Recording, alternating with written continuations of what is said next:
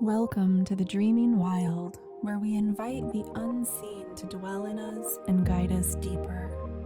I'm Dani West, somatic dreamworker and your host. In a world drunk on urgency and careening into chaos, we gather to ritualize slowness, rewild our psyche, incubate the imaginal, and root into the animate forces that shape our lives. By doing so, we make more room for magic to land in our bones and in our world. Turns out we could use a little magic these days. Today's guest is Eden Flynn, a mother, writer, artist, yoga, and Ayurveda teacher. Eden dedicates her time to uniting and supporting mothers from all walks of life through her modality, mother medicine. Her work draws on women's innate power, guiding them to transform their wounds into wisdom, to trust their intuition, and to channel their creative energies. This episode is all about cutting through the noise of cultural conditioning that we might uncover our authentic expression. We go deep into practices that will support you to reclaim your desires, to embrace the raw expression of your anger, that you might settle into a soft and soulful embodiment. So get ready to bare your fangs, shake your hips, and loosen it up a little. Eden invites us to embrace our fire as the alchemical spark that kindles the soft and more subtle glow of our soul's calling. If you're loving the show, come join our community over at thedreamingwild.com, where I host monthly meetups for dream work, poetry, and musing. And thank you for liking, commenting, sharing, subscribing, boosting our reach. The Dreaming Wild wouldn't exist without the direct support of this amazing community. And now, onto our episode, Reclaiming Anger as Fuel for Soul. One day, I took my desires off the altar and dusted them off. I held them so tight my sharp edges grew soft. I yelled to the gods and gave them no choice but to hear the call of my shattered voice.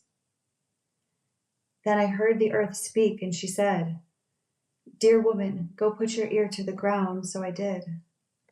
And beneath my rage, I could hear the sound of the great mother. She told me, "It's time to listen to the desires burning in your soul, for that's what makes the world more whole.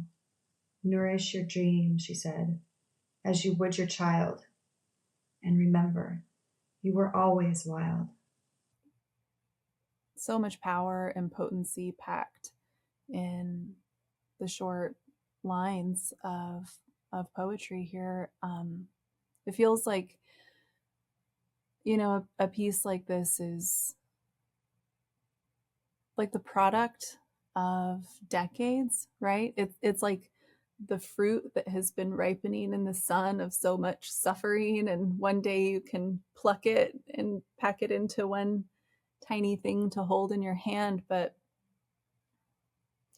this is not the kind of thing that just comes to fruition overnight. I can really feel the depth of your journey in this piece. Thank you. Yeah, this piece I wrote when I was in sort of a dark night of the soul, and I was feeling like I was literally calling out to the Great Mother, to ancestors, to whoever would listen in the spirit world and offer help. And like you said, though, now, like in reading it, it really does touch on so many aspects of my life. And I think the part as I was reading it, the part that stood out to me was I held my desires so tight, my sharp edges grew soft. And as I was saying that, it really reminded me of how much that has actually happened for me since that dark night of the soul, like that actual bringing the desires, just waking them up again, waking myself up to them, and how holding them like as precious, parts of these desires that I had forgotten, and remembering the fire of them, and having to move through the rage that I was feeling and moving through for real, helped me just soften into receptivity. And the sharp edges that I'm speaking of are like, they're just really about those parts of ourselves that get from being hurt, and from the pain of life, and kind of being, battered, and all the stuff that we go through, and then we kind of sharpen and end up protecting guarding our hearts, and our voice, and our truth, and the love that we are. And I was really in that space of like just feeling so much vulnerability that I was almost like protecting myself from the world. And I needed to go through that for many reasons. But now, as I've like channeled some of the rage and the pain into poetry, or into movement, or into just like being with it, I feel a softness in me that I haven't felt in a long time. And it feels really sweet and good. Yeah. So, coming back to the piece, it opens with, "One day I took my desires off my altar and dusted them off. I held them so tight, my sharp edges grew soft." Can you tell me what that means for you to retrieve your desires? I mean, the dusting them off, I feel there's so much conditioning for women, especially, to negate our own innate instinct to reach for anything that's for us. I mean, there's so much conditioning around self-sacrifice, devotion, giving, overriding ourselves, and always in output mode.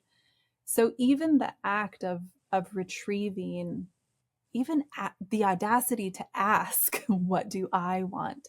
How can I include myself? Let alone the bold act of holding your desires. Can you speak a little bit to how that process moved for you? That dusting off and reclaiming desires for yourself? Yes, and totally agree. 100%. It's just like so much conditioning, and it's like there's layers and layers of it through motherhood, but I think it starts a lot earlier than that, just watching our own mothers and women, and for me it was, there's just so much, like I was saying, I wrote this at a time when it was like just all up in my face how I'd done that, because there was just my world was falling apart as I knew it, as I was going through a really harsh and what felt like really brutal separation from my kid's dad. So I was having all of these, these opportunities that we don't really wish for to go, oh shit, where was I? Where have I been the past 13 years in this relationship and as a mother? Like, where have I been? Me, like my essence, my soul, my dreams, my desires, like they've been so, I've just been touching, like scratching the surface of them. And it was showing up in this relationship, at the ending of the relationship, where it was like, oh, I put that all on the back burner to have it end like this. Like, what the fuck? It's just like, no, like, no, never again, And so, but what I noticed in the process of healing through it all, and just having to be with like, where am I need to get back to my soul. Like, I just want to get back to my soul. And seeing like how many threads and layers had been really just disguising my desires. And I'd, go one direction to be like, oh, this is what I should be doing with my life.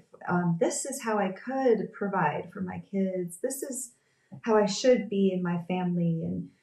And it started real, and just seeing how like it started so young in my stages of development, this kind of like holding everything, holding myself back from like my desires, like my dreams.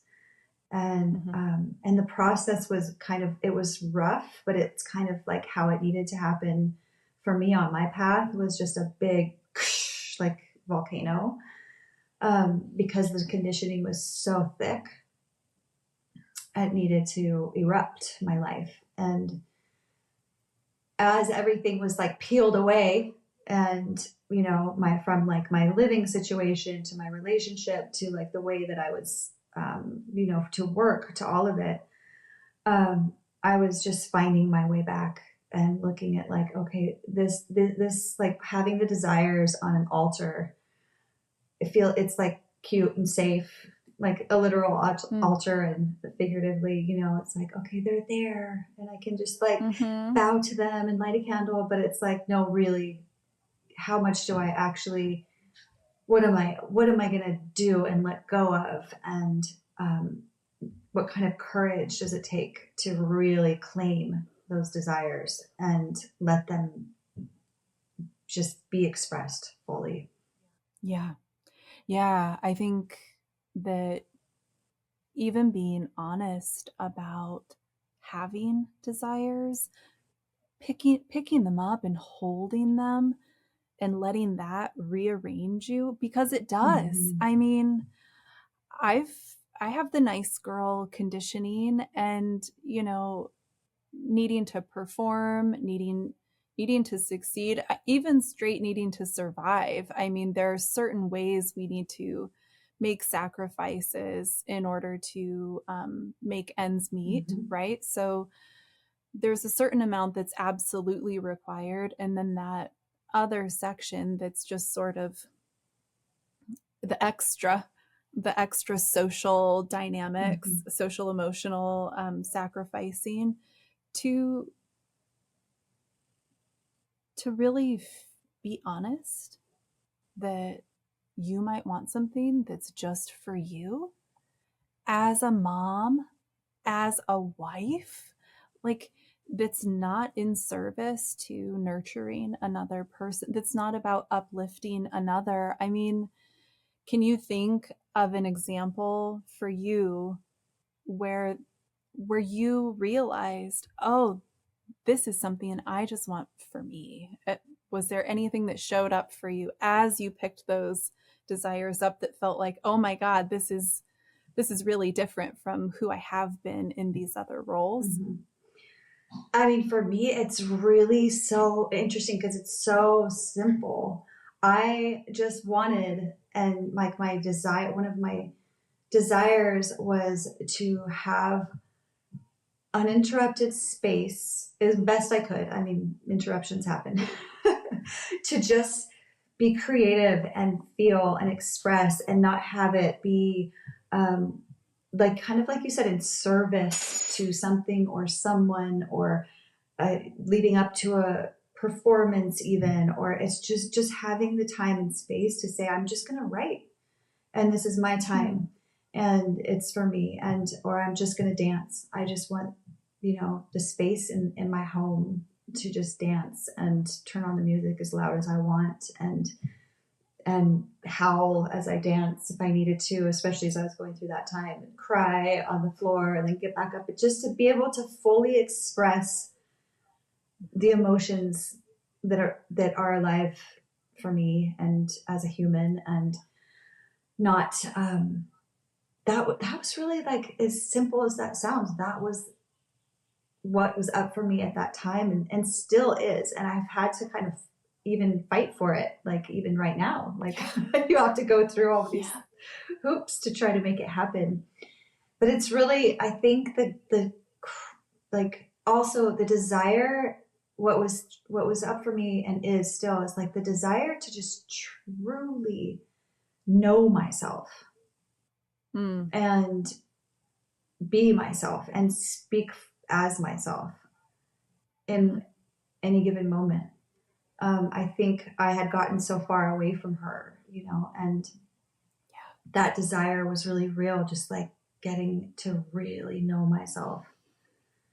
Not only in relationships help bring up parts of ourselves that we get to know, but it's like not only in relation to someone else's needs or who they are, but like really know myself. And also, there I do, in doing that, what I saw is like, this part of me that came out of the womb, just like always feeling like a little different, like it doesn't, like fitting in, and the conventions and like the norms of the world just were just really uncomfortable place to be in for me in many ways. Like I feel like they Sure. are for so many of us, but we do our Yeah. best to fit in and try to belong, because we need that sense of belonging. But I wanted to just be like, look, these conventions, they aren't for me. I don't even actually believe in them. Like Mm-hmm. certain conventions, certain games that we play in society, and just being like free to just even say that, you know. Yeah. Yeah, that's. Yeah. I mean, you said it's as simple as it might sound, but I think you're exactly right. It is a very complex process because in order to even begin expressing anything, even in an empty room, just unto ourselves, there's a lot of unwinding. It takes a lot of courage to make a guttural sound or let the body move in a way that's not productive, that is simply cathartic. And inevitably, we're going to confront all of the parts of ourselves that have been put in place to keep all of that stuff like compartmentalized so that we can function and adapt to modernity and whatever creepy social norms. But there's something about, as I'm like imagining into your process, this reach for expression. I mean, you're reaching for writing, you're reaching for movement. And what I'm imagining is it was probably like peeling back the layers of an onion, right? Like you express a little and it's spiraling you in deeper and deeper, and every layer of expression opens up a new door to where the expression really becomes an exploration.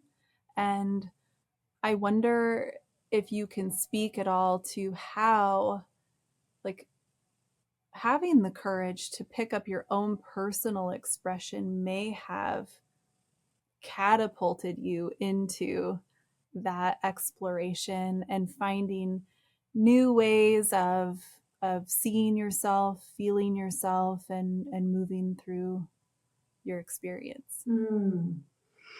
Yeah, I love that idea of peeling the layers of the onion. And wow, that's a big question.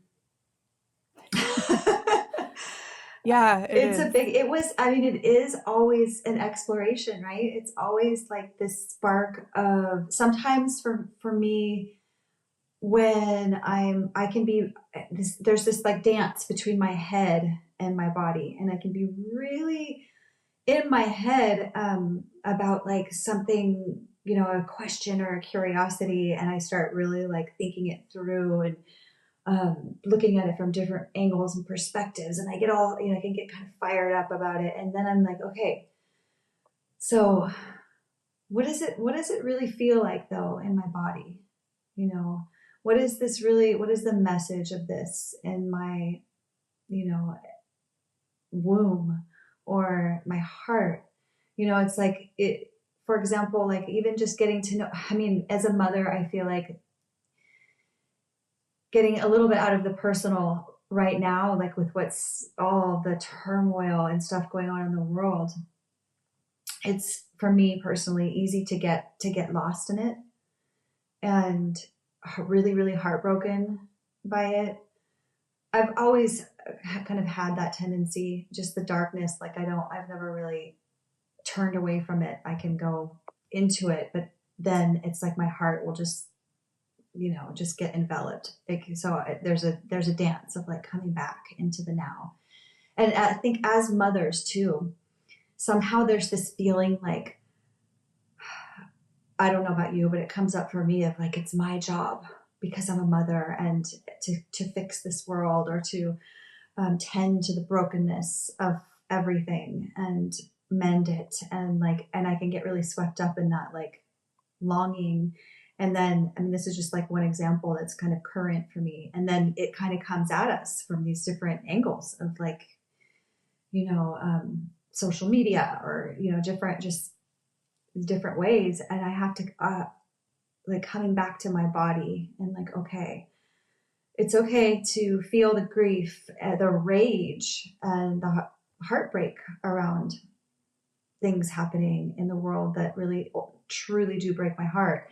And here I am, like in my body and in my, how can I use like my life-giving creativity to just be with what is, to tend to the little threads that I can, to be present for myself first, which is a practice, right? And then for my children, and then for what I'm available or capable of showing up for in the world. And so I have to come, like, that's why for me, what helps is like if I sit down and feel really the emotions and get out of the head and feel the emotions behind it. And then like, what is my heart telling me about this moment? And then it's like, write, dance, turn on a song, sing, connect with nature, pray, it's just listening to where the heart guides that creative energy around everything instead of getting caught up in like, I need to get out there and fix it, because it's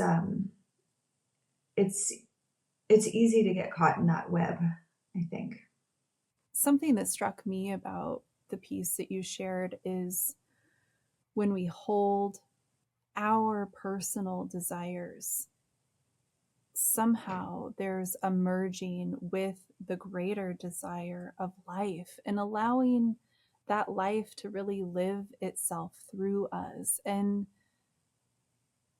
it gives me chills, this, how you at the end wrap it with this sentiment of you were always wild. I mean, to me, my sense of what it feels like to rewild the psyche is so much about becoming so intimate with our own felt experience, emotionally and sensually, that it's like the line between us and nature blurs and blends. And I feel like this is something that I've struggled with living in modern times, being a mom, for all the reasons,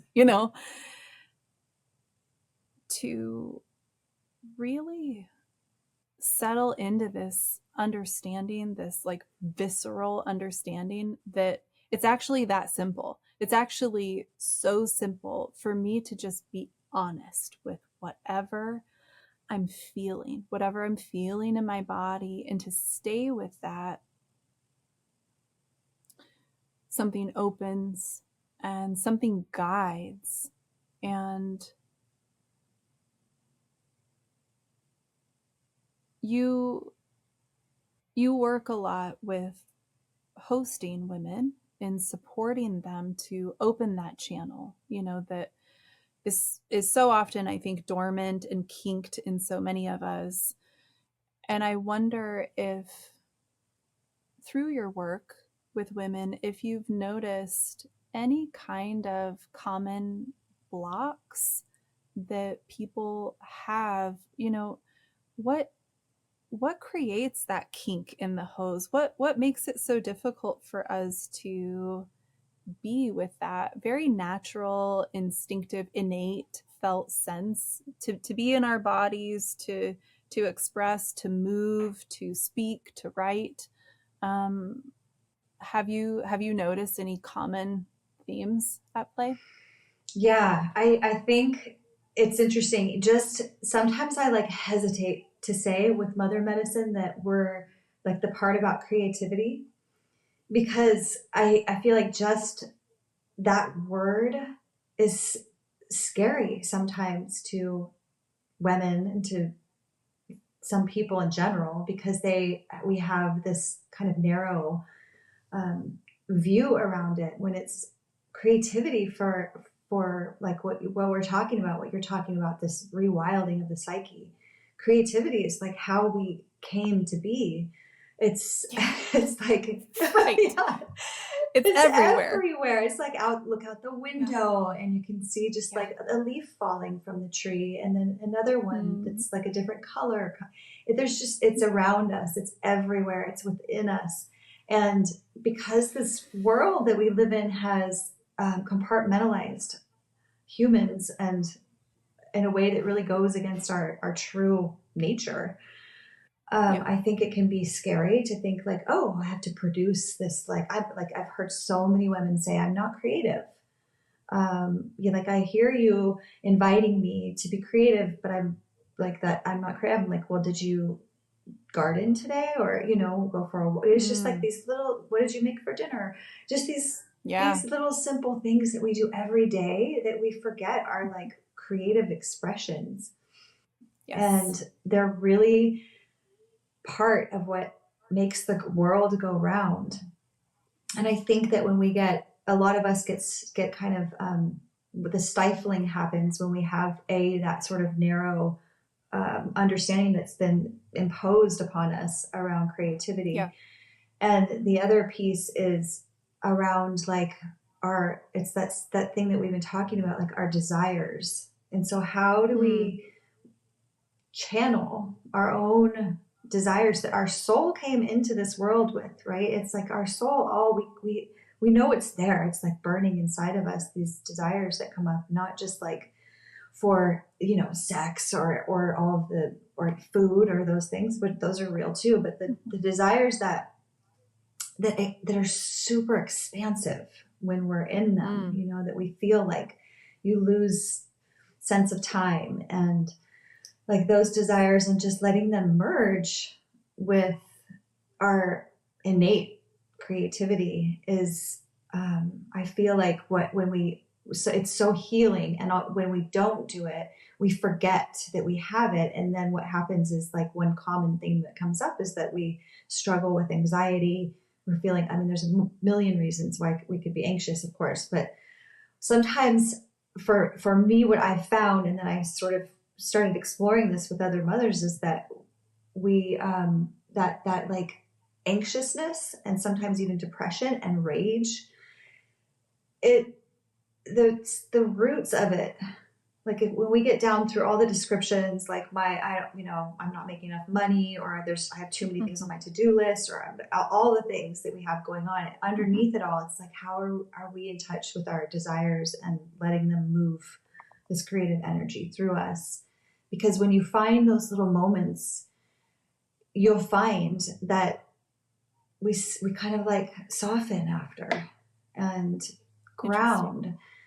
And I think it's like the common theme um, around that is it's removing these impositions from society, from culture, from family, from all the stuff around, yeah, what creativity is, and letting ourselves be okay with being totally like you were saying, just feeling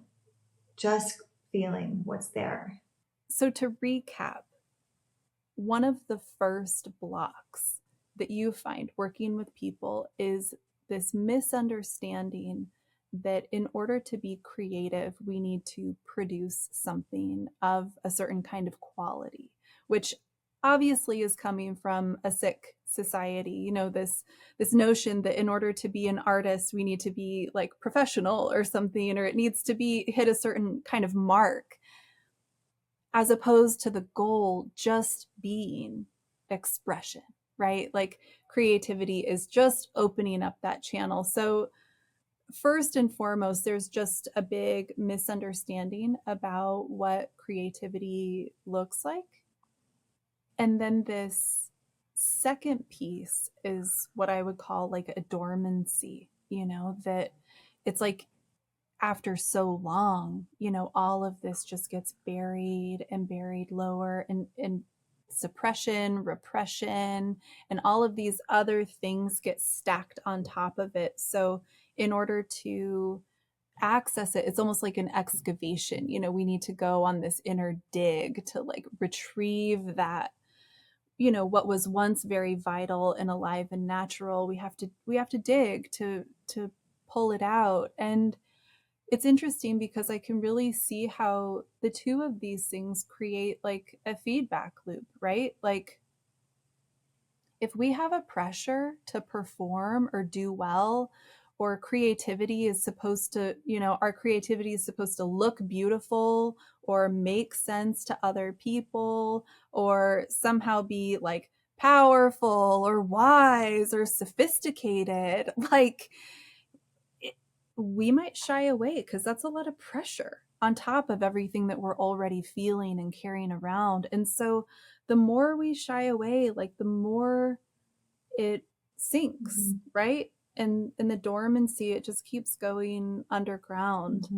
I imagine, like, God, you know, I relate to that in my own way. I imagine everyone has some version of that. And I wonder, as you're working with people, what do you suggest are like easy ways for someone to just begin? I mean, there's so much, it's so loaded,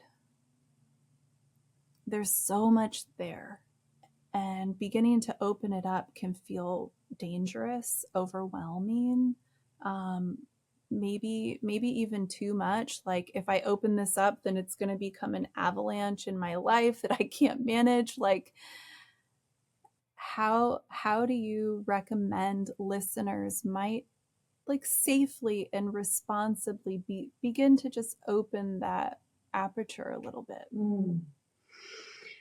I think that there's different ways that will, you know, speak to different people. But one of the things that I think is pretty universal is like when we're in nature and we're on a walk or laying on in a meadow or watching the waves or whatever what piece of nature we have access to, just having a conversation, like doesn't have to be verbal, but it can be, with what we see and feel in those spaces can really open those channels.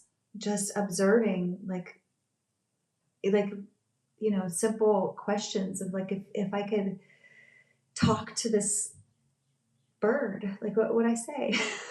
You know, if I could, when I feel my feet on the moist earth beneath them, like it's like having a love affair, and just bringing that, like, I mean, I know romance also has this connotation of like, you know, all the like soapy stuff, but I mean like a romance with. I really do feel that, like I'm on a walk and I really feel love when I see, and I know other people feel it. I just know because that's what part of our design as humans is, just to feel opened by our senses opened by the beauty of nature, because it helps us remember who we are. And I think just these things of simple ways of nature. I often, like, another way is just what we already are doing in our lives, you know, day to day, especially as mothers. Like there's so much, there's mountains that we climb every day and then collapse at the end, usually, especially single moms. And it's like finding those things that we do in the day that we're really present for, that we're like, oh, this is like really bringing I feel really alive in this moment of like chopping the celery and smelling the garlic, and this touching the colors of the spices. It's just these things that are our daily already, um, the ways that like this, even like I look at what as a mother too. I always used to say, and it's funny because as you were talking, Dani, I was having this memory of, when our kids were in preschool together, like, was that over a decade maybe ago or somewhere around that. And I had this memory of this little room where they would do their little crafts. And I was like remembering them with like all this construction paper and the glitter. And when I was there, I was like, my job was to clean it up after, right? To help clean it up. And I was like, oh, like this is going to be such a mess. I don't know I'm not good at crafting. I'm not, I remember having these thoughts. And then watching the kids, I was like, oh my gosh, they are so in it. Like it's just pure presence and like almost like novelty and joy and like sensory exploration. And so I would just like remembering our inner child, and I know that can be really, really tender. And that is part of what we do in mother medicine. It's just really helping ourselves reconnect with her and feel her curiosity and her innate need and desire to express herself without judgment and, conformity and all those things. And we see, like, I was thinking about that preschool age where it's really there because they haven't really started thinking, oh, this craft, like there's an example of the craft, but I don't really care that much because I'm just playing with what I'm playing with. And yeah, just coming back into that playful inner child, remembering her, Yeah, I love this. And I'm so glad you highlighted sensory exploration, because what I'm hearing you describe is to maybe let go of the idea of what creativity actually looks like, and to like the more we sink in to our felt sense in any given moment, mm-hmm. and we allow ourselves to become more permeable, we're feeling life. We're feeling life moving in the way that life moves. We're feeling the creative pulse of life. We're making contact with the creativity that's all around us. And just through our senses, just through being in our body, we're naturally kind of disarming whatever barriers have been put in place through the mind. Does that feel true? Yes, totally. So true. It feels so true. And I think that it's not always easy to be in our body. Like it can be painful, and there's like, oh, there's wounds and traumas and stories and memories from not even only our own lives, but our mothers and our grandmothers and our ancestors. And it's there.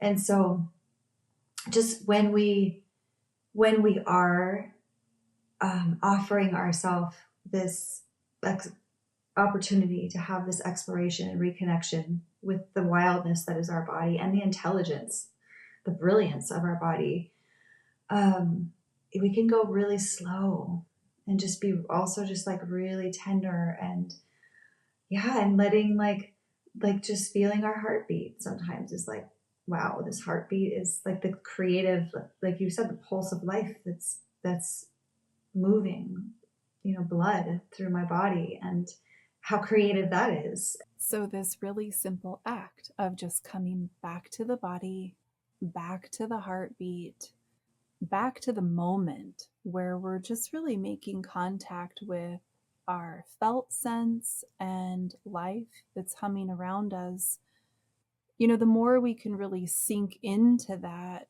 and rest into that. Maybe it's a moment at first, maybe then it's 3 moments, and we're kind of steadily building our capacity to stay in our senses, as opposed to, you know, cutting off the body, cutting off the heart, and being in the mind, which is so rewarded in modernity, the more we can kind of come back down and in and stay down and in, we're opening up a space inside for our creativity, our sensuality, our intuition. You know, we're not just left-brained creatures, but we're allowing the right brain to come online a bit more. And I wonder if there's anything you'd like to add to that in your own exploration of your sensuality, you know, as you're going through this big reclamation in your life and all of your roles are being redefined. One of the things you're reaching for is movement. Um, what do you want to add here that speaks specifically to sensuality for yourself? Gosh, how deep do I want to go with this? Well, like, for example, in this shutting down or this disassociation or this, however we want to describe it, but in my own experience, like the way that I grew up, there was so much intensity, and it's you know, when I talk about rage, I had this like really, really complicated relationship with rage because there was a lot of rage in my home, and that would get out of control and all consuming, and with my mother, my grandmother, and their relationships, and just, it was a big presence for me as I was growing up. Rage, anger, and then there was, of course, you know, love and sweetness and all of that too, but it was heavy. It was a heavy energy and scary. And in facing that growing up, because it could be often directed at me or my sister, my way of dealing with it and coping was shutting myself down, like from those feelings of anger or rage. Like that was like, I'm not going to bring that into my own, you know, future, my own body. I'm shutting it down, closing myself off to it. It's too scary. That's not who I want to be.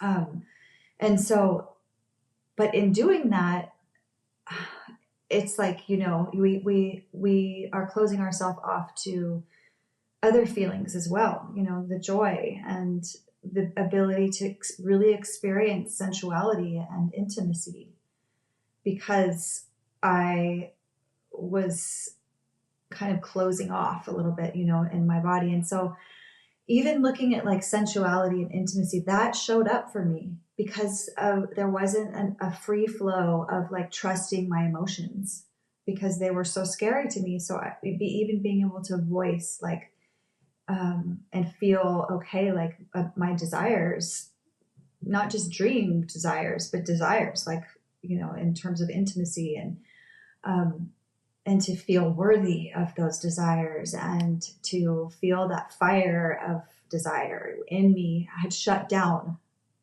too because of this, you know, my early experiences growing up.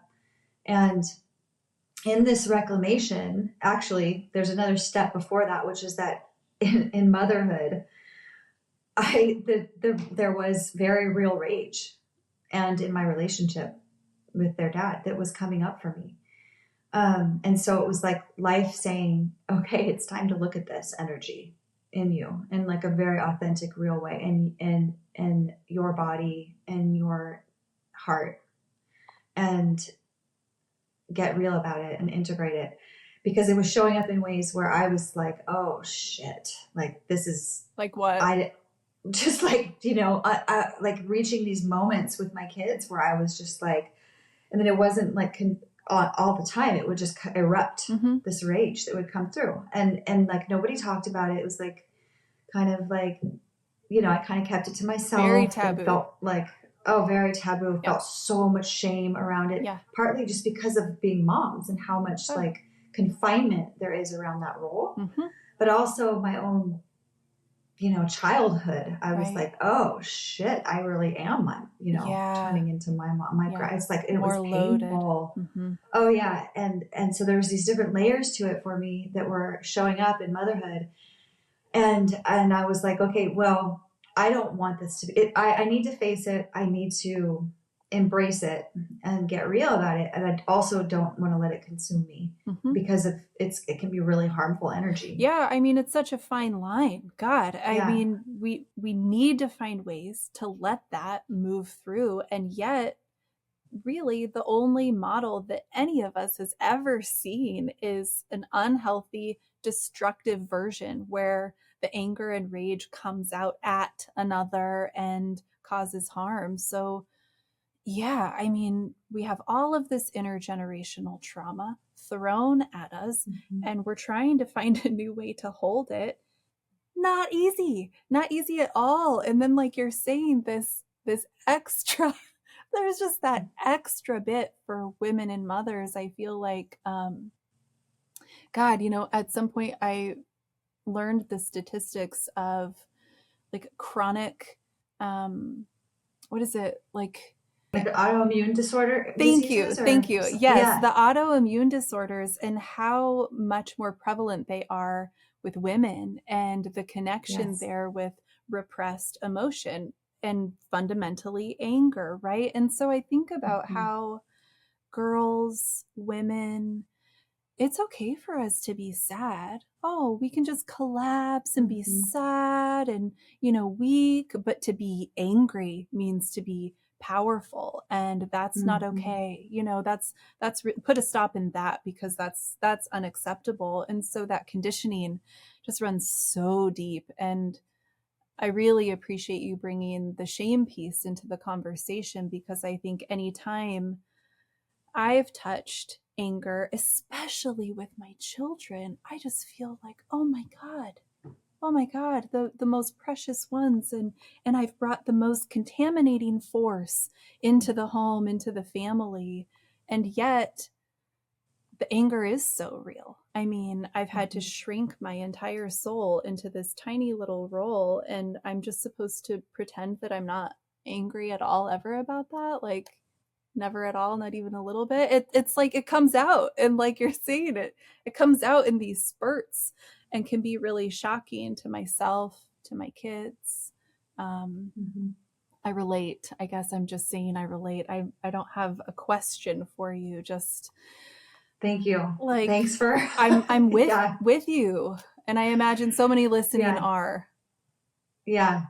And I think it's a thing that we, don't really talk about. And and I think like it's like, then, of course, then we get to this place of like learning how to channel it and learning where it's coming from and getting to the source and all of that stuff. And that's a process. But like in the moment when it erupts, how much like self judgment and shame that it can bring up, and like how little room that we have when we get squeezed into these little boxes, as mothers, and we have so little room, like you were saying, for girls, and even before becoming mothers, to express the fullness of our emotional experience. Then of course it's going to get so contained that it's going to explode. And it's happening, it's happening less and less. Because honestly, I really truly believe that it's because I fight now. I take that fighting energy and I fight for my time, and I create a boundary around it and say, this is what I'm doing, this is what I need. I'm not going to feel bad about it. This is my time. Yeah, to breathe, to write, to create, to feel, to like read, or whatever it might be. And it's really, really helped with that like explosive energy that starts like building up until it erupts. Yeah, there's a Yeah. lot here that you're sharing. I mean, first and foremost, boundaries, right? Like, Mm-hmm. oh, wait a second, we need to create balance here in the way the time and energy is shared. I'm including myself in the family constellation. Therefore, I need X amount of these resources. But also, when you do have this self-care time, you're opening up a space where you're doing this shadow integration. You're taking these parts of self, parts of psyche that have been fractured and disconnected, and you're bridging them back together by moving, by writing, by expressing, by letting that energy move and rumble. And I imagine, the more we weave that back together inside of ourselves, the less prone it is to volcanic eruption, right? Like we're Yeah. finding new channels and outlets. It's flowing. Yeah. And I mean, we're really part of an ecosystem and meant to be part of a whole ecosystem. And then we end up being, because of the way that our how, fucked up our world is, end up being kind of set a sail on our own to like, to guide the ship and do every other, be the mechanic of the ship and every other job. And full crew. And the full crew. And and so I think that, generational anger too around that comes up. And it's like it's like alive in ourselves, and then it erupts. And if we were, like, I think about this sometimes, if we were in like a functioning, ecosystem where people are playing different parts and, stepping in when we're about to erupt. Yes. Like where we can co-regulate a little bit, like with either with another adult or however we need to do that with just the earth. I really do not believe that this energy would be as explosive because of the support system, and we would be I feel like the way that I would mother and be in the world and relate to life would be even more authentic and juicy and full of like richness, because I could be expressing, these other parts in these other ways. And it's not just like, go to work, come home, do this. And it's like the fullness of who we are. Something you said really struck me, using the ship analogy, because I think that so many of us, when we have these moments of anger or overwhelm or, dysfunctional expression, things coming out sideways, the guilt and shame can be so overwhelming, and we can feel that sense of personal failure at a really deep level.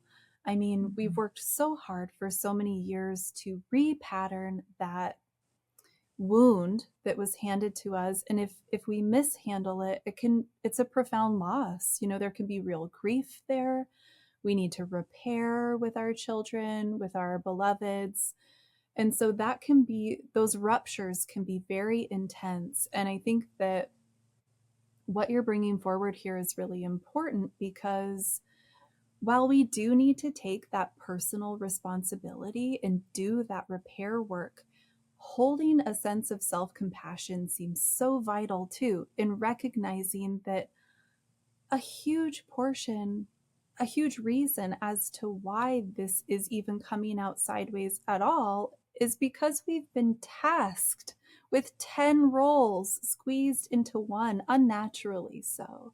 And to give ourselves a little bit of breathing room and grace there, that when we do slip and the impact is made upon our precious children, friends, whomever, that we can remember the context of modernity and how overwhelmingly intense it is to walk in this time collectively.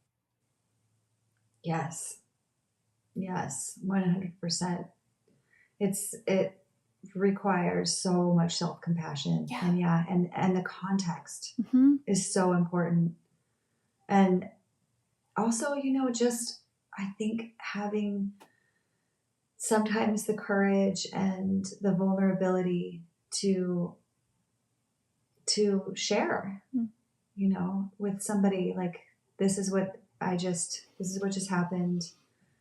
I'm carrying this like heavy energy of shame. Yeah. I need to speak it out of my body, and it's obviously would do that with someone we really trust, so that we're not shamed. Right.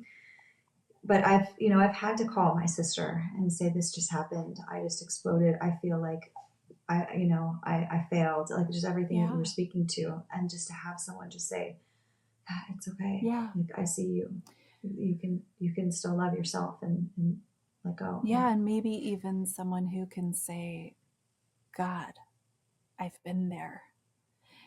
And Yes. when we take that courageous step to expose the shame and the guilt and regret, we might find that these personal failings are more common than we would have expected. Like, we don't see it Mm-hmm. inside of our nuclear homes and families, but so many of us are struggling with this in every family system. And um, that was really healing for me to recognize, like, wow, this isn't, I'm not a shit mom for getting mad Mm-hmm. that day. Like, people get mad, it's okay. And that was a really big deal for me to accept as a woman, as someone who was really inundated with the good girl, people pleasing, performative um, narrative.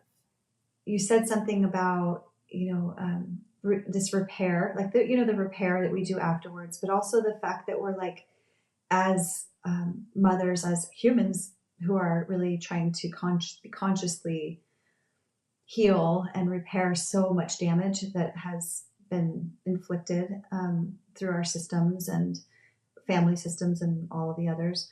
Often it's like I remind myself too that I put extra pressure sometimes on myself, in that it's like these little higher standards, because I'm imagining, like I'm dreaming into the future of how we relate as humans, how we relate to each other, how we relate to the earth. And none of that has really been part of most of our experience. I mean, maybe there's like glimpses of it, right? But like in terms of the most, um, let's say, influential systems that we've been living in, that's not there yet, even in parenting. And so, like, holding ourselves to these standards while we're also doing the healing work and repairing our own inner child wounds, and all of the generational traumas, and it's like remembering, like, yeah, it's like we're on a path. Yeah, as you're describing it, I'm seeing this axis, this thread. Like, on one hand, we're reaching back in time to stitch up the wounds and hold the dam against the avalanche of intergenerational trauma, and on the other hand, we're weaving this golden thread into the future of the new way. And it's so much to stretch ourselves in both directions. Thanks for mentioning the extra pressure piece, because I feel that too. I don't want these old wounds to pass forward onto my children. And I also feel a really compelling reach to support the trajectory of a new way for my kids. I want them to move forward with healthy tools and skill sets that they can navigate their life, resourced in ways that I wasn't.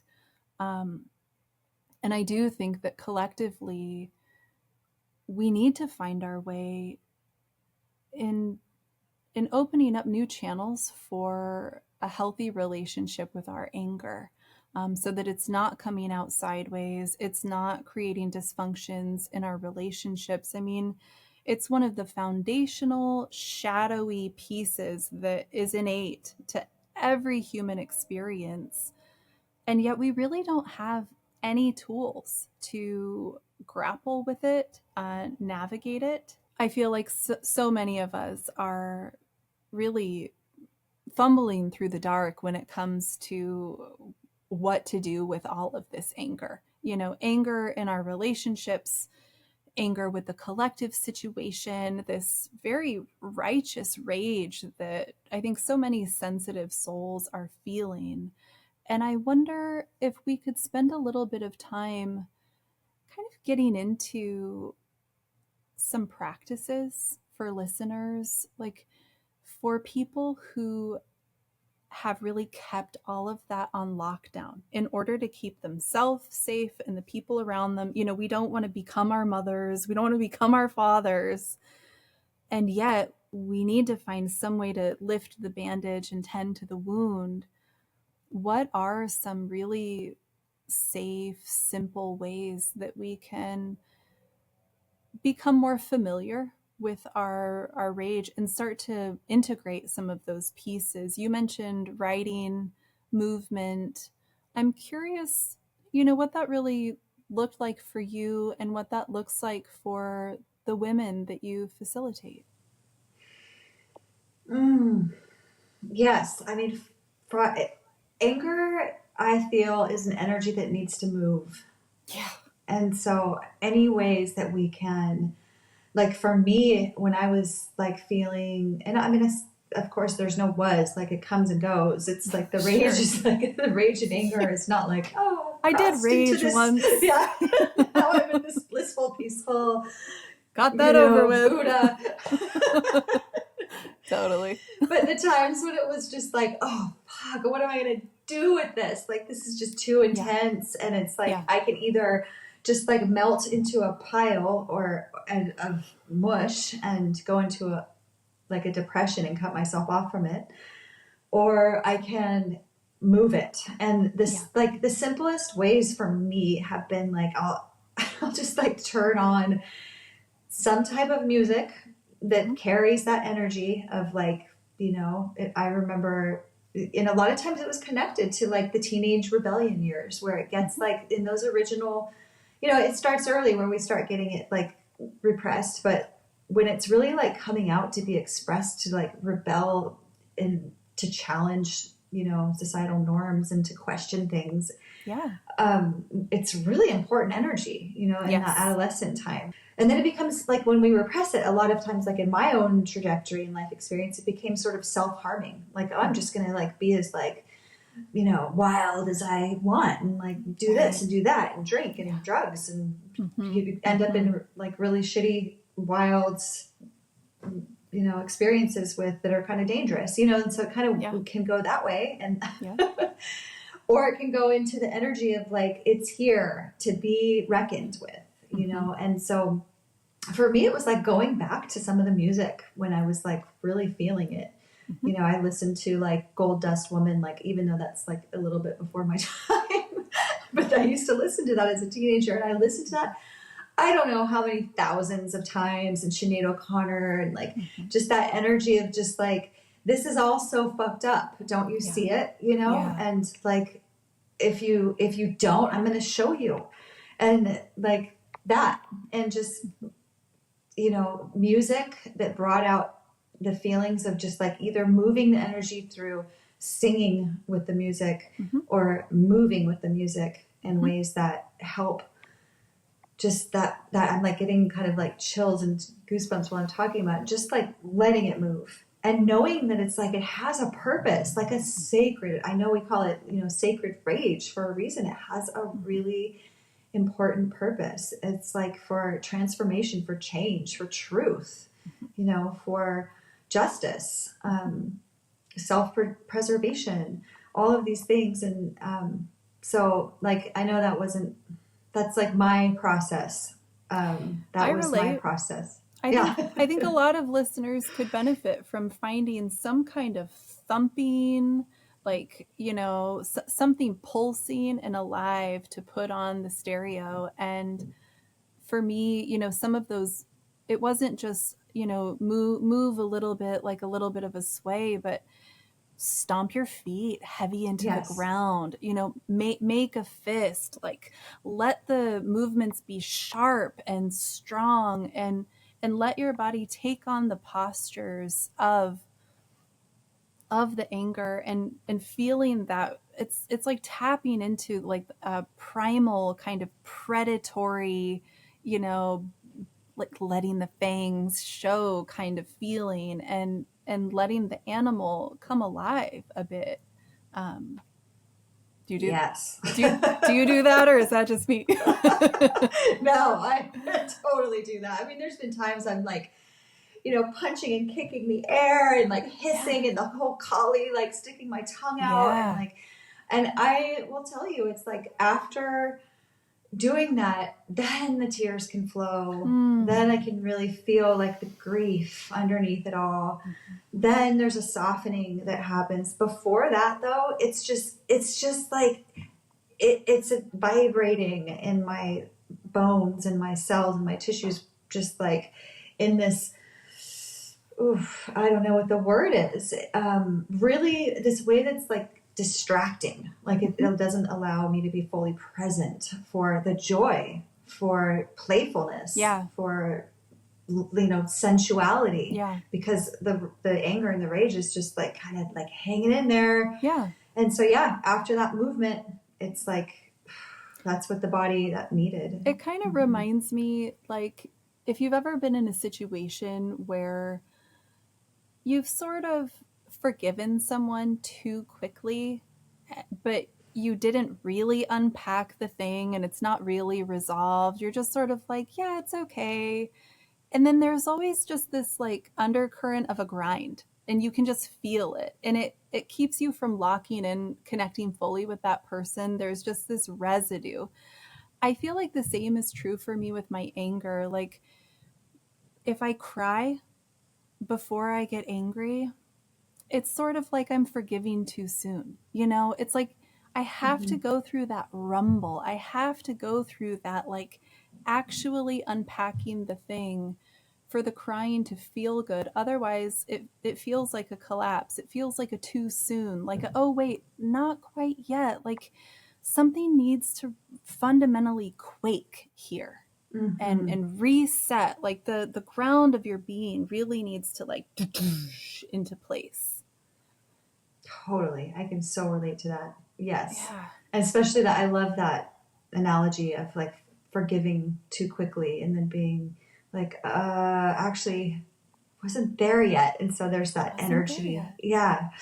Totally relate to that. And especially like, yes, with anger, it's like, and I mean, I can say so many times I can remember like clearly so many times talking myself out of my anger.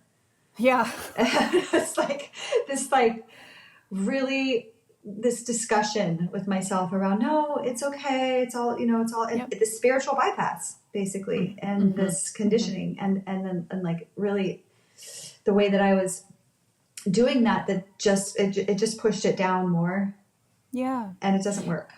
I think it's really easy to have, to have so much compassion for the other person and to empathize. And that mother instinct can be so dangerous here because, we want to nurture the one who's caused harm, or we want to heal the one who's crossing our boundaries. We want to teach, we want to help, whatever it is, all of that empathy, compassion can become really sticky here.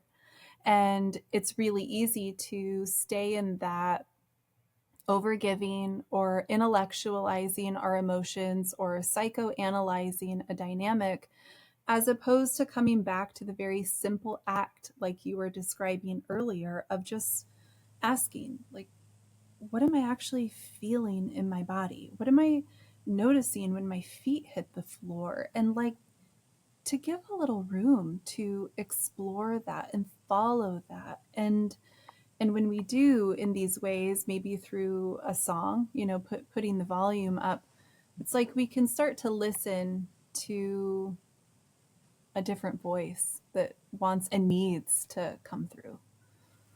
I think the other side of that when we hold our anger in and we talk ourselves out of it is sometimes we're like, okay, well, I'm going to feel it. And we kind of go to the other extreme and maybe project it out and onto the world and on whoever. And this kind of like, well, I'm expressing my anger now, and like and find ways to blame. And like that's kind of another side of it that I've seen in myself and in others that can happen.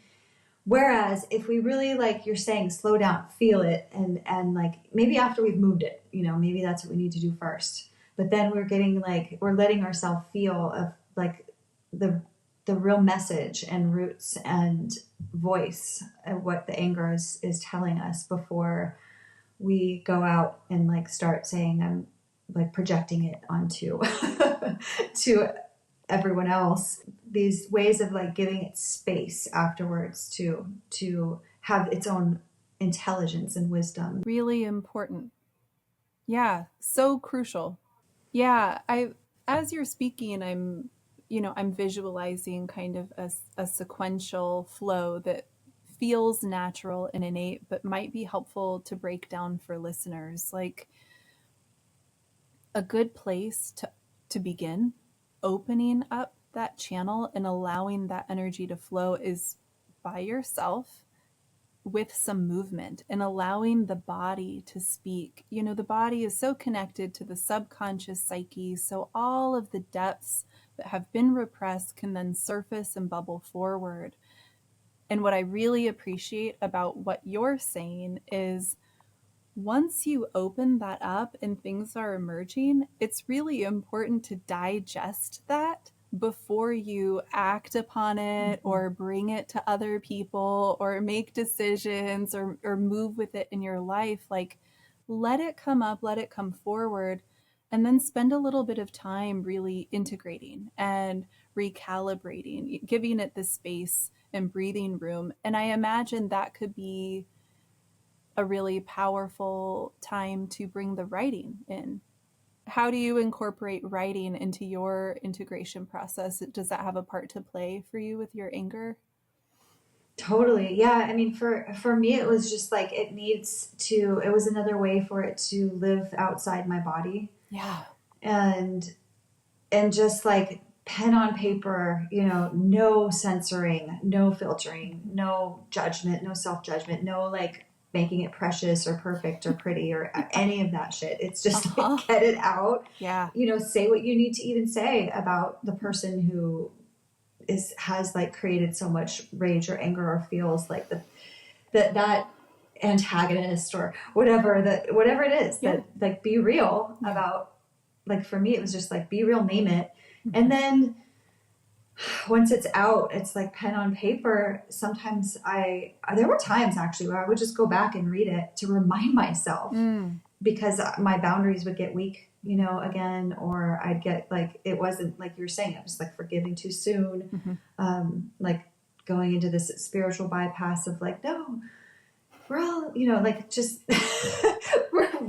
we're all love, which is true. And anger does help us connect with that energy of love too, but Mhm. sometimes it's like the self-love first, and so rereading it sometimes, and then other times burning it, like another way of just like watching it shift and change. And the thing about that for me is that those are another way of it being, it's like the word I want to use is empowering, even though it doesn't even quite capture it all. But it's like I have the power to express this, to transform this, to learn from this, to speak this into my life in a way that can change my circumstances, as opposed to I'm just pissed off and I'm gonna like blame everyone and get caught up in that, which is sometimes part of the process too. So I'm not like you know judging that part, but like moving into the place where it's more like this is my world and I want to have some say in how it goes down, Mhm. and so like just burning it. And then usually, I mean, for me, the writing and the actual real fire just allowed some space of like, okay, I'm in more acceptance. And and then it was like that this is a practice and I'm going to be compassionate with myself, Mhm. that I am now setting new boundaries. I am now speaking in new ways, that honor my self-worth, that respect the conditions of the life that I'm creating. And sometimes I'd fumble and go back to like just exploding on somebody or my ex or whatever. Or sometimes I'd get misplaced or I'd shrink. It's just, but it's like still the energy. I could go back into that energy and know it's there for me as a form of protection, as a form of guidance and wisdom. that's really valuable and for the world right now, you know, in a lot of ways. Yeah, thank you. As we're bringing this new voice, we're letting this deeper voice come forward of truth and exist outside of our body. I love how you said that. It's sobering and it's vulnerable. We're really getting honest about what's really been here all along.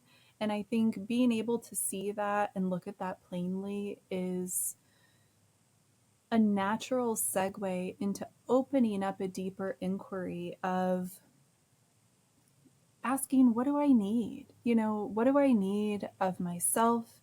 What do Mm. I need of the people around me? What do I need in my life?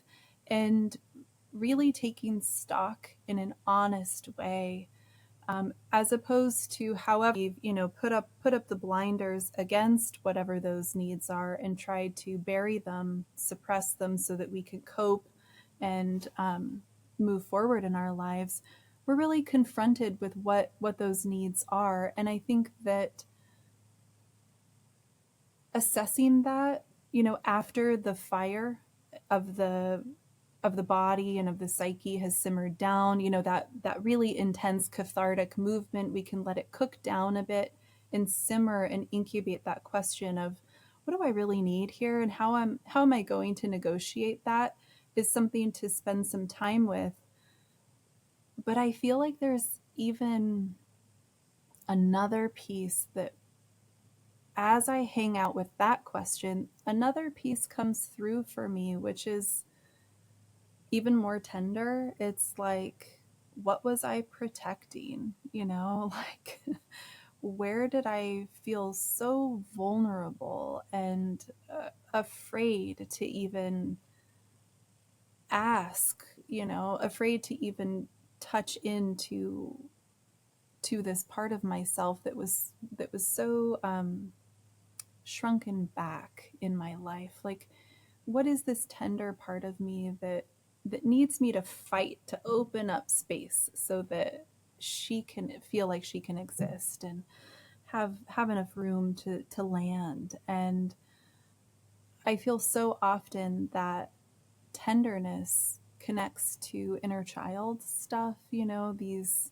unmet deeper unmet needs that aren't really about the content of, like, what am I going to do with this guy, or how am I going to set boundaries with my kids. It's like, oh, there's this tiny one in here who has been waiting so long for me.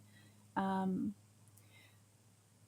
how do you weave that vulnerability piece in with your anger practices? What does that look like for you? Mm. I love that question. I'm just like, yes. Well, it kind of like, the poem or the piece that I shared in the beginning, there's this energy from the great mother, from that mothering energy that birthed us all, that I feel like when I need to go into these tender, really vulnerable pieces and parts of myself from the early young inner child, it's like calling out to her and trusting that I'm held, I'm safe, and I'm seen, by that energy. And it's like that last line around, like, nourishing your desires as you would a child. It's like really letting ourselves be nourished. And maybe we all have a different kind of connection to source or spirit or God or whatever name we use for it. But I feel like really that's the most nourishing and sweet way to touch into those deepest inner child parts of ourselves and feel vulnerable. Yeah, just letting ourselves be held in that loving energy that is within us and around us. And it's also, it's felt like at certain times in our life we've been ripped apart from it, or it's been lost. and we've been grasping, but it's there, and we all have our different ways, of feeling it and dropping into it, dropping the guards and the protections, and but we all have access. That's really what I believe and feel and have seen truly in my life, in my own life, and in the life of other women and mothers and humans. Yeah. So when the anger is boiling, step one, move the body. Yeah. Step two, express the psyche. Let all of the cats out of the bag, offload. Mm-hmm. Step three, find a resource, find the resource, going out into nature, whatever it is for you that really helps you to connect back into nourishing your own soul. And when you come back to your life, then to negotiate and navigate whatever boundaries or adjustments need to happen for you. You're not coming starving, you're somewhat nourished and a bit more resourced and ready to look honestly and openly at your life. Yes, beautifully said. And you're showing up then as the mother, that mother energy for yourself. Mm-hmm. That strength, that courage, that love energy for yourself. It's kind of like, I've got this, sweetie. Like Yeah. the inner child that's like hungry for whatever she's hungry for. It's like, instead of her showing up desperately trying to get that, or Right. it's like, we've done the work to the best Yeah. of our ability, and now we're like, here I am as the mother, like, you're still here, sweet one, like, but I've got you, and I'm going to take care of you, and I've got what, the courage, the wisdom, and it's reinforced or fueled by the work we've done, but also by this larger, mother energy that Mm-hmm. is life-giving. Yeah. It's so beautiful. And, you know, implicit in everything we've covered today is essentially the reclamation of the dark feminine, the dark mother, these Mm-hmm. parts of the feminine that have been exiled, the rage, the sensuality, the self focus, self centered, all of these things that have been trained out of us.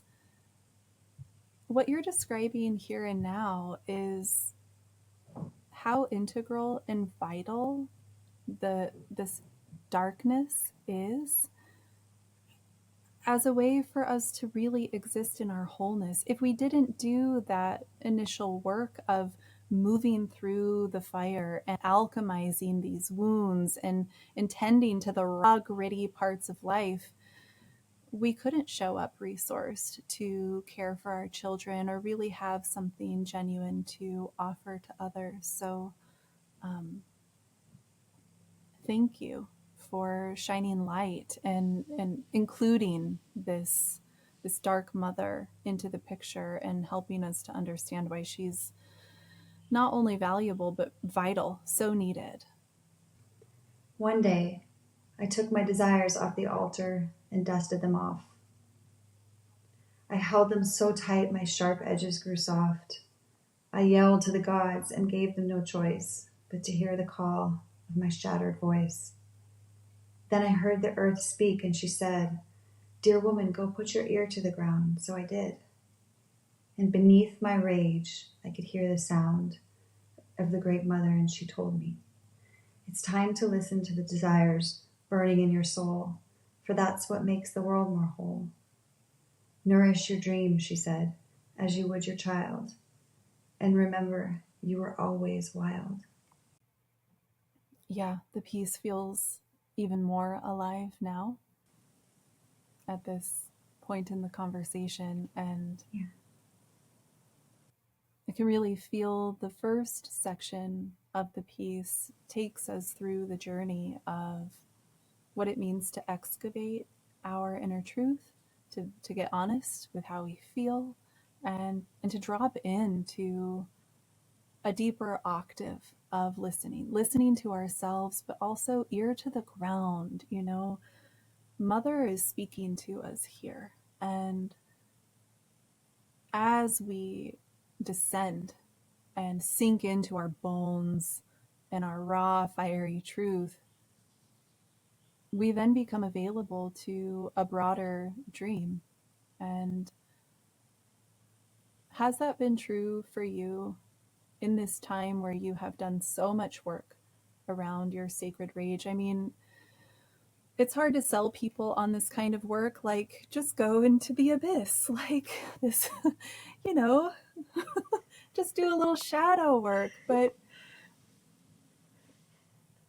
I can only imagine that the treasures for you as you've been immersing yourself again and again, and spiraling in again, and retrieving more and more, and settling in more and more. Do you feel like you're teasing out this thread that is your soulful desires? Do you feel a way that has been opening through you and for you as you've uncovered this process, and give yourself to it? I do. I feel like it's sort of like what you were speaking to earlier around when we do reclaim our desires, our authenticity, our truth of the wholeness of who we are. Just in doing that, we help heal the bigger collective that we're part of. And when we hold back, on the other hand, our truth, our really like what our soul is here to share in different seasons. It might look different, in our lives, but really what like the truth of our soul is here to share and speak. When we hold that back, it's like the world is less whole. The whole world, And I feel like as I've been doing this work, just this practice of like just letting my soul speak, letting her speak for the sake of wholeness, remembering my wholeness. I feel like that's it's a thread, maybe not all of it, but it's a thread, of healing for my lineage, for the world, the collective, my children, my ancestors who maybe didn't get the spaciousness, the tools, the circumstances to allow themselves to really touch in, and express. Yeah, thank you. I love this so much because it really radically shifts us away from the dominant value system, this cultural collective illusion that in order to be successful, we have some like, oh, I then found my life purpose and I made, 6 figures in the next year, and look at how whatever versions of success stories.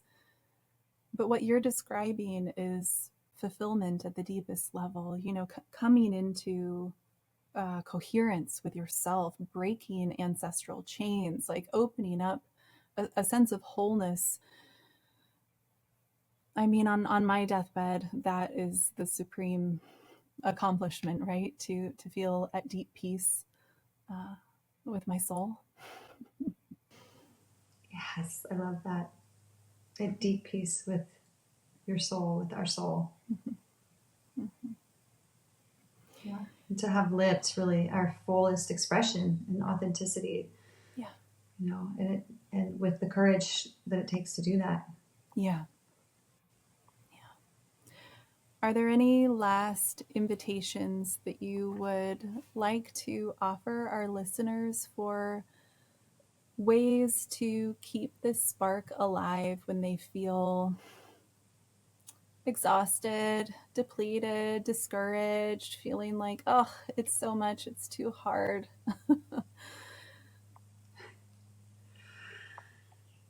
Yeah, just remembering that, we are these complex, dynamic expressions of nature.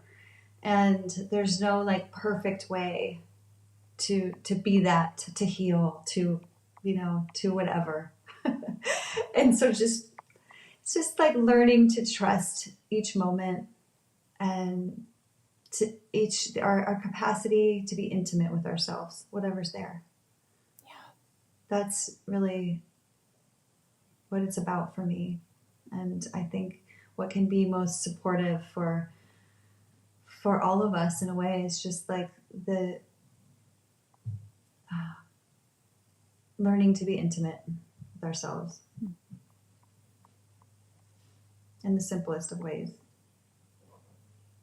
And if it's, I'm feeling really exhausted, and I'm going to lay down, I'm going to take a nap, and I'm going to feel less exhausted. It's just kind of like, that's what we're feeling in the moment, or feeling really angry. We've touched a lot on that. Feeling grief. It's just like asking ourselves, like, what is this grief here to share with me? And just listening, maybe reaching out to somebody who we can share that moment with. Mm-hmm. Mm-hmm. Yeah. So when you're feeling wrecked, do you find that you reach out to others? I mean, so much of your process is this inner work. You're sharing with us the movement, the writing, connecting with nature, your sensuality. But when all of that is feeling like you're still reeling, you phone a friend, you reach out. I phone a friend. Yeah. I do. Yeah, I do. I feel like, it's just some things are just not meant to feel alone. And I just, yeah. And I think we do too. We do a lot of that anyway in our day-to-day life, especially as mothers. Yeah. I also feel like, I try to be conscious of the difference for me between just like when I need to vent and when I really just need to have like co-regulation and connection. Yeah. I guess sometimes they might go hand in hand, but Yeah. but a lot of times the co-regulation and the connection, that's what helps me kind of like drop in more to the depth of what's there instead of it just being about venting, which can be very useful and practical too. But the intimacy part is like just like being with somebody and having, them say, yeah, I see that. I've been there and I feel you. Yeah. Thanks. It's such a great note to end on. I mean, sometimes doing the inner work means really going into the depths on our own. And sometimes the straight truth is that we really need each other. Yes. Yeah. We do. Yeah. We really do. Nice. Thank you. Oh my gosh. That was like, whew, journey Yeah, it was. into the depths and looping back around through many spirals. Yeah. I mean, I feel relieved. It's like anytime we do this personal shadow work, it's like, oh, finally, this piece can come out to breathe. And like, oh, this can see the light. And I feel that way in this conversation. It's like so refreshing to be able to, particularly about, you know, having anger as a mom. Like, God, the immense amount of heaviness I've carried through that. It's so helpful just to normalize it a little bit and unpack it, even a tiny bit. Yes.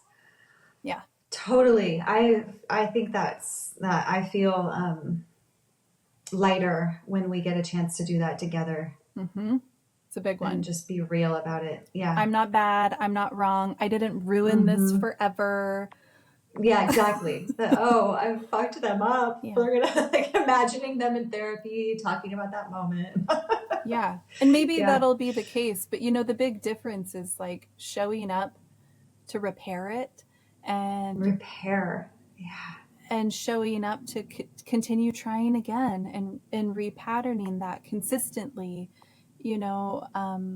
inevitably we're going to fuck it up. But like the ratio of fuck ups to supreme care, like what a profound quantum leap intergenerationally, Totally. right? Like big difference. Yeah.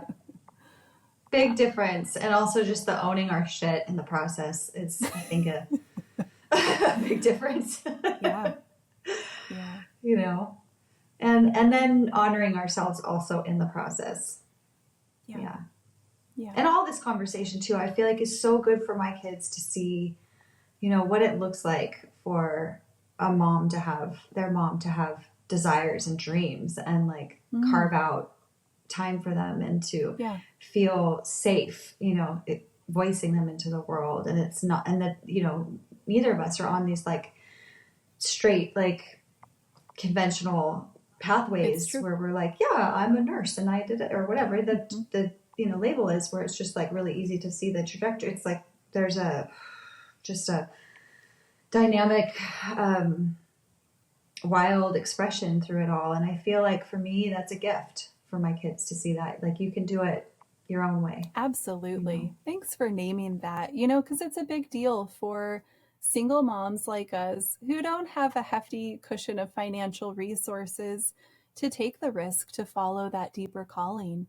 It's an interesting thing to feel how doing that for ourselves, for our soul, is the ultimate fulfillment for self, and how another branch off of that tree is modeling that to our kids and nourishing others through these shared conversations and experiences and facilitating healing. But really, if we were to do it for those reasons, I don't know if it would have the same kind of spark, right? Like, we follow the feeling, we follow the thread, and somehow off of that, the shine just glows onto others. Yeah, exactly. It's true. Yeah. Thank you so much for today. It's been such a joy. Oh my gosh, thank you. It's been so deep and rich and just life-giving and inspiring. And you ask, like, your questions and reflections are just really powerful and potent. Yeah. Everything you shared is so rich. I know that everyone here has just been soaking them up. So thank you for not just your time today, but for walking the hard path, and sometimes lonely path of doing the deep inner work, and for shining a light for so many women. And please do tell us how listeners can find you and connect with you and engage so they can go deeper. If this conversation sparked something in you, join me for Mother Medicine, where I guide you into your own embodied wisdom, unique medicine, and creative life force energy through writing prompts, through movement, through music and poetry, ancient wisdom teachings, and good old-fashioned human connection. We gather online for that. You can find out more about Mother Medicine through the link in my bio at my Instagram, which is mother.medicine.collective. And stay in touch with me through my writing at my Substack, where I share more about my motherhood journey and much more at edencelesteflynn.substack.com. And thank you for being here for this conversation. Thanks for tuning in to The Dreaming Wild. Do you have a magical tale or episode idea? Go to thedreamingwild.com to leave a voicemail, get featured on the show, and join our patron community meetups. We've got an alchemical cauldron of inspiration brewing. You should definitely come check it out. Thank you so much for listening, sharing, and subscribing. It's your generosity that keeps the project alive. Sending so much love from my heart to yours. See you next time.